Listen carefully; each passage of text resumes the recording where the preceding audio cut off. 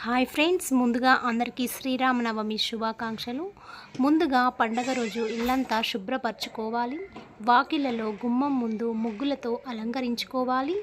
ఉదయం స్నానం అనంతరం ఉపవాసం ప్రారంభించడం. చాలామంది భక్తులు ఈ రోజున ఉపవాసం చేస్తారు. కొన్ని చోట్ల నిమ్మకాయ లేదా పాలతో మిద్దె స్నానం చేసి శుద్ధి చేసుకొని దేవుణ్ణి పూజిస్తారు. శ్రీరాముని పండుగ అంటే ముఖ్యంగా శ్రీరామ నవమి. ఈ రోజున మంచి జరగాలని, శుభం కలగాలని కోరుతూ శ్రీరాముని పూజ ప్రార్థన, శ్రీరాముని పూజ చేయడం, రాముని నామస్మరణ చేయడం గొప్ప ఫలితాలను ఇస్తుంది. హనుమాన్ చాలీస్, రామాయణ పారాయణ చేయడం కూడా శ్రేయస్సును అందిస్తుంది. శ్రీరాముని పూజ. శ్రీరాముని విగ్రహం లేదా ఫోటో ముందు పూజ సామాగ్రి, పుష్పాలు, ఫలాలు, రుచికరమైన నైవేద్యం, పానకం, వడపప్పుతో పూజ చేయాలి. శ్లోకాలు, సూత్రాలు, రామనామ స్తోత్రం చేయాలి. శ్రీరాముడి జన్మ గడియ మధ్యాహ్నం 12 గంటల సమయం. ఈ సమయంలో ప్రత్యేకంగా మంగళవాద్యాలు, హారతులు, నైవేద్యాలు సమర్పించి ఉత్సాహంగా ఉత్సవాన్ని జరుపుకుంటారు. భజనలు, హారతులు, రామనామ కీర్తన, సంకీర్తన, భక్తులు శ్రీరాముని భజనలు పాడుతూ రామనామ సంకీర్తన చేస్తారు. శ్రీరామ్ జయం, జై శ్రీరామ్ అనే నామస్మరణ ప్రాధాన్యత కలిగి ఉంటుంది. ప్రసాదంగా పానకం, చలిమజ్జిగ, వడపప్పు పంపిణీ చేస్తారు. పానకం జగ్రి, నిమ్మ, ఇలాచీ కలిసిన నీరు, చలిమజ్జిగ, వడపప్పు తయారు చేసి భక్తులకు పంపిణీ చేస్తారు. మీ దగ్గరలో ఉన్న శ్రీరామాలయానికి వెళ్ళి స్వామిని దర్శించుకోవడం చాలా మంచిది. ఈ గ్రామాల్లో నాటకాలు వేసి రామనామ పండగ జరుపుకుంటారు. శుభదానం. ఈ రోజున అన్నదానం, దాన ధర్మాలు చేయడం మహాపుణ్యాన్ని ఇస్తాయి. పేదవారికి భోజనం పెట్టడం, అవసరమైన వారికి సహాయం చేయడం మంచి ఫలితాలను ఇస్తుంది. రామనామ జపం. శ్రీరామ జయం లేదా శ్రీరామ అనే నామాన్ని 108 సార్లు జపించడం ద్వారా మానసిక ప్రశాంతతను అందిస్తుంది. అలాగే కుటుంబంలోని కలతలను తీరుస్తుంది. భార్యాభర్తల దాంపత్య జీవితం చాలా బలంగా ఉంటుంది. మా భార్యాభర్తల బంధం కూడా శ్రీ సీతారాముల్లా ఉండాలని చాలా భక్తితో ఈ నామాన్ని రాసినా, చదివినా చాలా మంచి ఫలితాలు ఇస్తుంది. శ్రీరామ నవమి ఉత్సవాలు. మందిరాలలో ప్రత్యేకత పూజలు, శోభాయాత్రలు, ప్రొసెషన్, రాముని విగ్రహములను ఊరేగిస్తారు. రామకథలు, రామాయణ పారాయణం, కళ్యాణోత్సవం. కొన్ని ప్రాంతాలలో రామ సీతల వివాహాన్ని హరికథలుగా చెప్పడం లాంటివి జరుగుతాయి. ఇది భక్తులకు ఎంతో పవిత్రమైన రోజు. ముఖ్యంగా భగవద్ ధర్మాన్ని పాటించే వారికి ఇది మరింత ప్రత్యేకమైన రోజు. శ్రీరామ నవమి హిందూ ధార్మిక పండుగగా శ్రీరాముడు జన్మించిన రోజు అని భావిస్తారు. ఈ రోజున కొన్ని ముఖ్యమైన కార్యాచరణలు చేస్తారు. అవి భక్తి, పూజ, సేవలతో కూడి ఉంటాయి. శ్రీరామ నవమి రోజున చేయవలసినవి ఇవి. శ్రీరాముడు లోడ్ డ్రామా. హిందూ ఇతిహాసమైన రామాయణం ప్రకారం అయోధ్యలో జన్మించాడు.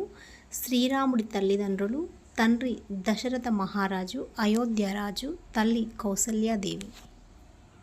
శ్రీరాముడి కళ్యాణం కథ. శ్రీరాముడి కళ్యాణం ఎంతో మహత్తరమైనది మరియు వైభవంగా జరిగింది. ఇది వాల్మీకి రామాయణం, తులసీదాసుని రామచరితమానస్ మరియు ఇతర ఇతిహాసాల్లో విప్లవంగా వివరించబడింది.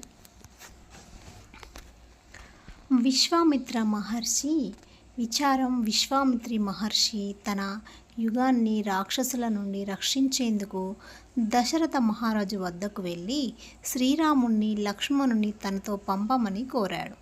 దశరథ మహారాజు తొలుత అనుమతించకపోయినా వశిష్ఠ మహర్షి సలహాతో రామ లక్ష్మణులను విశ్వామిత్రుడితో పంపాడు. తాండవ కావడం మరియు మాయా రాక్షస సంహారం. విశ్వామిత్ర మహర్షి వారిని తాండవ కావడం చేయించారు.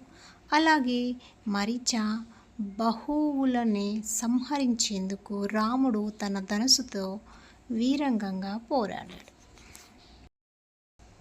మిథుల ప్రవేశం. ఆ తర్వాత విశ్వామిత్రుడు వారి మిథుల రాజధాని వైపు తీసుకువెళ్ళాడు. అక్కడ మహారాజు జనకుడు తన కుమార్తె సీతాదేవిని రామునికి పెళ్లి చేయాలని కోరుకున్నాడు. అయితే ఒక నిర్దిష్ట పరీక్ష పెట్టాడు. శివుని ధనుసుని ఎత్తి దానిని విరిచిన వాడే సీతని పెళ్లి చేసుకోవచ్చని ప్రకటించాడు. శివధనుసును భంగం. సీతాదేవి స్వయంవరం. జనక మహారాజు వద్ద ఉన్న శివధనుసును, రుద్రధనుసును చాలామంది రాజులు ప్రయత్నించినా ఎత్తలేకపోయారు. చివరికి శ్రీరాముడు ఆ ధనుసును చాలా తేలికగా పైకి ఎత్తి దాని పొరుగు భాగంలో విరిచాడు. అప్పుడు జనక మహారాజు ఆనందంతో సీతను శ్రీరాముడికిచ్చి వివాహం చేయాలని నిర్ణయించుకున్నాడు. శ్రీరాముని కళ్యాణం. జనకుడు ఈ శుభవార్తను అయోధ్యకు పంపించాడు. దశరథ మహారాజు కుటుంబంతో మిథులకు వచ్చి కళ్యాణాన్ని ఎంతో వైభవంగా నిర్వహించాడు. అయోధ్యకు తిరిగి ప్రయాణం. వివాహ మహోత్సవం అనంతరం శ్రీరాముడు మరియు ఇతర కుమారులు తమ సతీ సమేతంగా అయోధ్యకు తిరిగి వెళ్ళారు. శ్రీరాముడు సీతాదేవిని, లక్ష్మణుడు ఊర్మిళ, భరతుడు మాండవి, శత్రుఘ్నుడు శృతకీర్తిని వివాహం చేసుకున్నారు. ఈ విధంగా శ్రీరాముడి కళ్యాణం దేవతలు, ఋషులు, రాజులు, ప్రజల సాక్షిగా మహోన్నతంగా జరిగింది. ఈ సంఘటనను సీతారాముల కళ్యాణంగా ప్రతి ఏడాది భక్తులు భక్తి శ్రద్ధలతో జరుపుకుంటారు. ఈ శ్రీరామనవమి పండుగ అందరూ చాలా సంతోషంగా జరుపుకోవాలని మనస్ఫూర్తిగా కోరుకుంటున్నాను. అందరూ బాగుండాలి, అందులో మనము బాగుండాలి. వీడియో నచ్చితే లైక్ చేయండి, సబ్స్క్రైబ్ చేయండి. జై శ్రీరామ్ అని మెసేజ్ చేయండి. శుభవార్త వింటారు. Thank you for watching video.